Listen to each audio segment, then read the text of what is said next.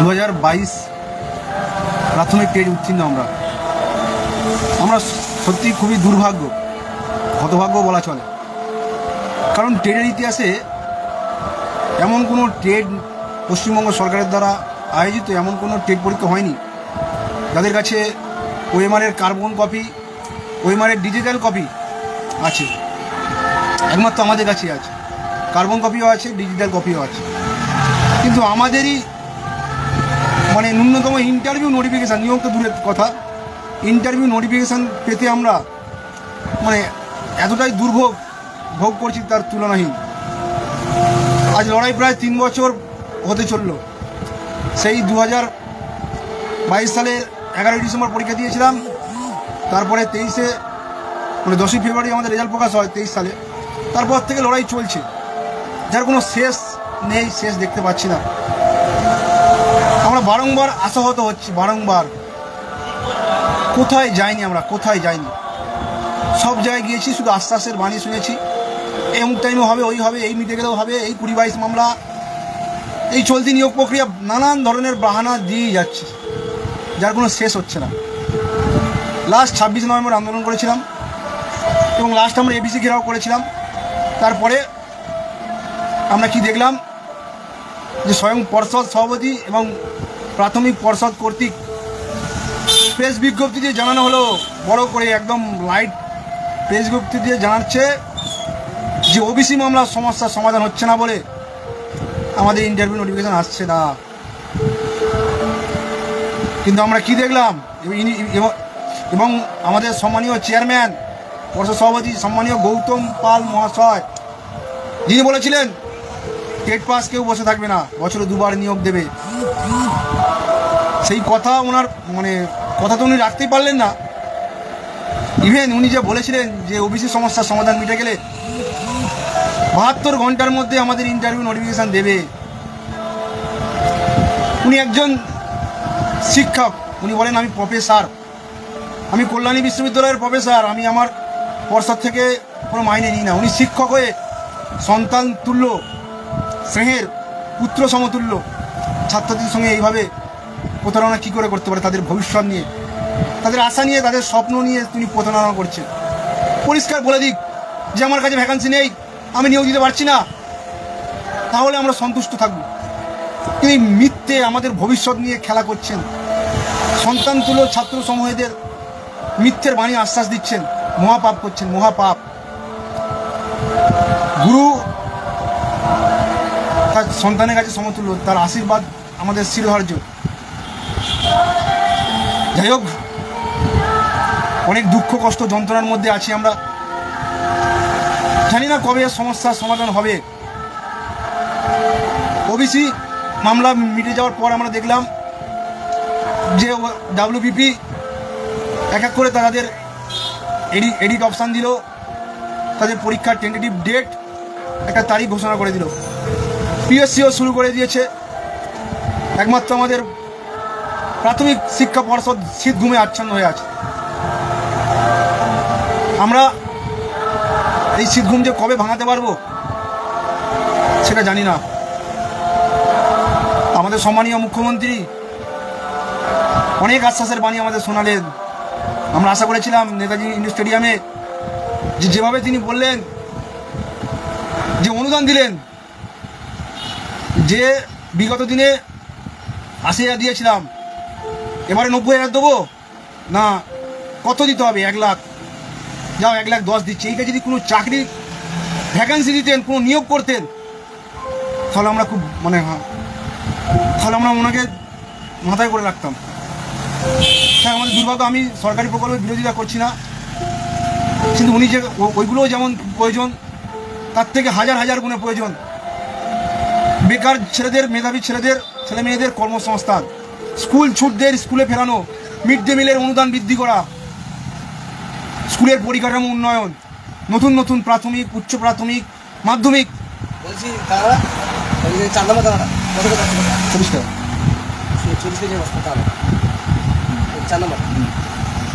পরে আমি তো বলছি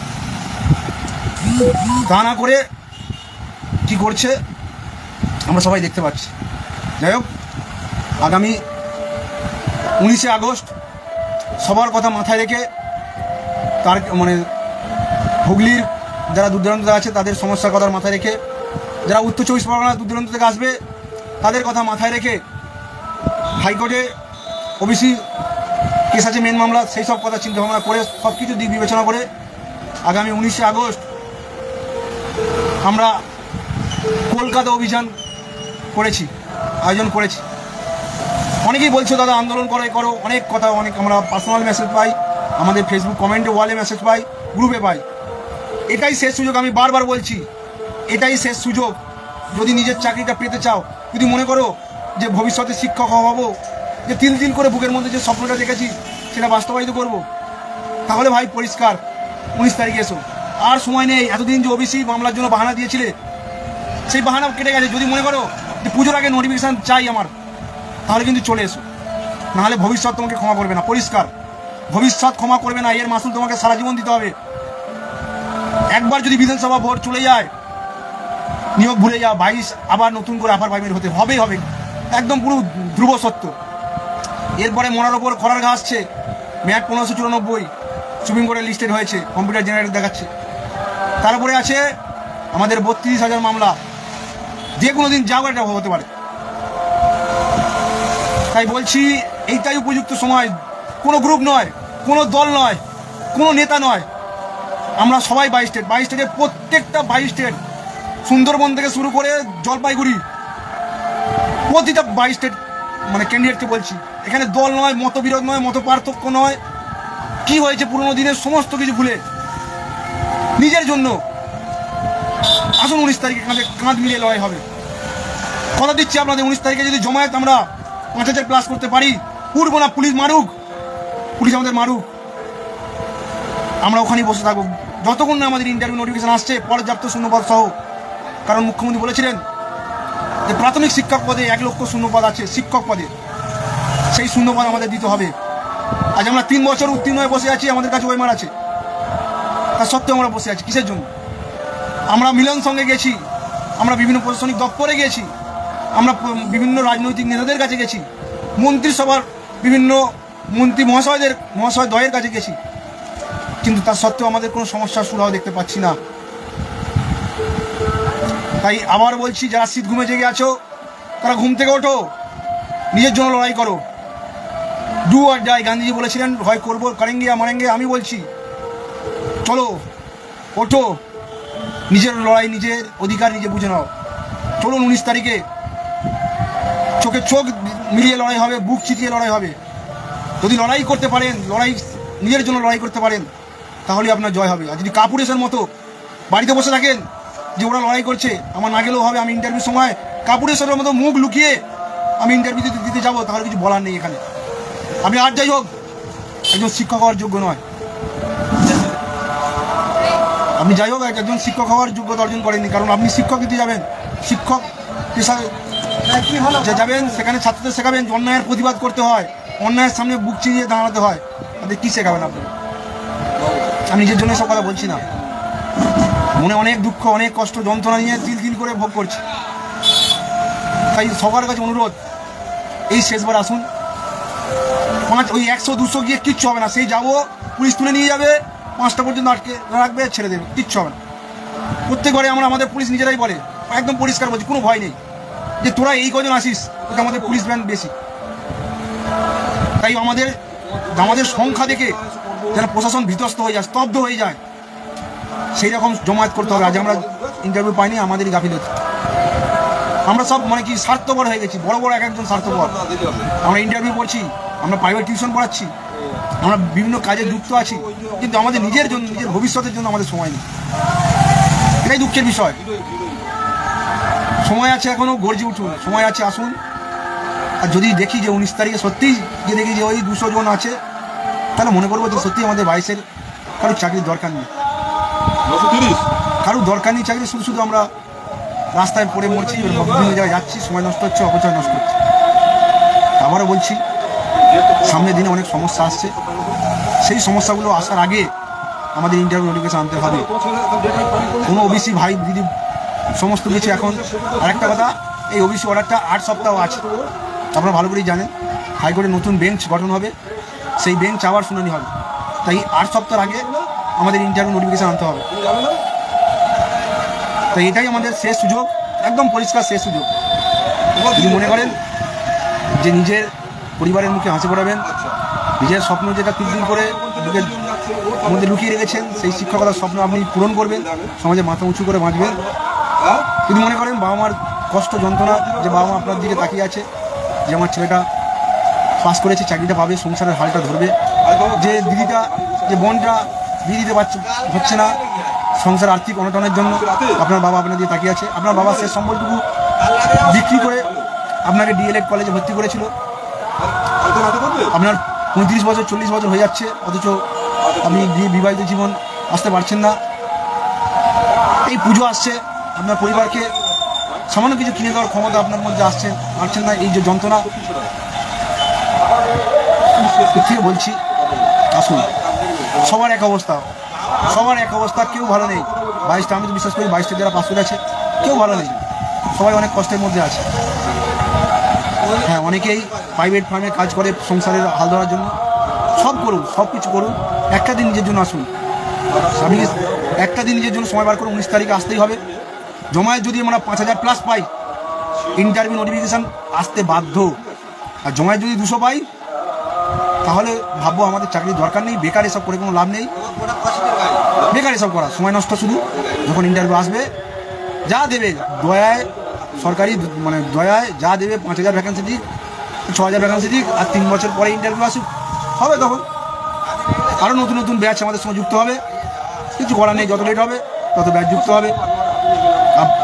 মানে আপনারা ভালো, আপনারা অবশ্যই বোঝেন, হবু শিক্ষক, আর বেশি কিছু বলছি না।